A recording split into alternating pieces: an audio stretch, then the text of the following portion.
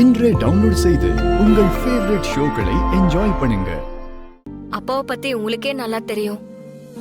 ஜீவான ஒருத்தன் அவரோட பையன்னு சொல்லி அப்பா மேல பழிய போட்டிருக்கான். நாங்க எவ்வளவு முயற்சி பண்ணியும் அவனை பத்தின எந்த விவரமும் கிடைக்கல. ஆனா உங்க அக்கவுண்ட்டுக்கு 20 வருஷமா எங்க பெரியப்பா கிட்ட இருந்து பணம் வந்துகிட்டு இருக்கிறத கண்டுபிடிச்சோம். நல்ல நல்ல விஷயத்துக்காக தான் பெரியப்பா அதை செய்வாருன்னு எங்களுக்கு தெரியும். ஆனா அந்த ஜீவா விஷயத்துல ஏதோ ஒரு ரகசியம் இருக்கு. எங்க பெரியப்பா ஏதோ ஒரு காரணமா தான் அவமானப்பட்டாலும் பரவாயில்லன்னு உண்மைய சொல்லாம இருக்காரு. உங்களுக்கு தெரிஞ்ச விஷயத்த சொல்லுங்க. நீங்க சொல்ற உண்மையில தான் எங்க குடும்பத்துடைய கௌரவமே இருக்கு. ரகுராம் ஐயா எப்படிப்பட்ட உத்தமரு.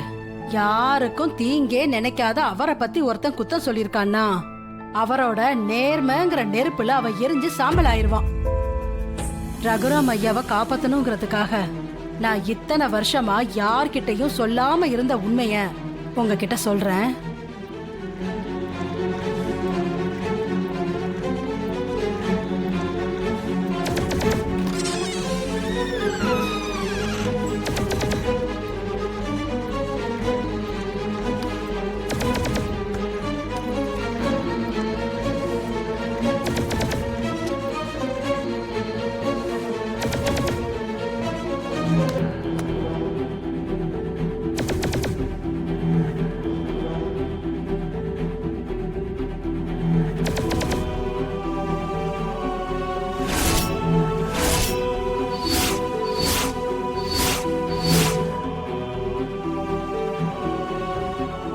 என்னாச்சு?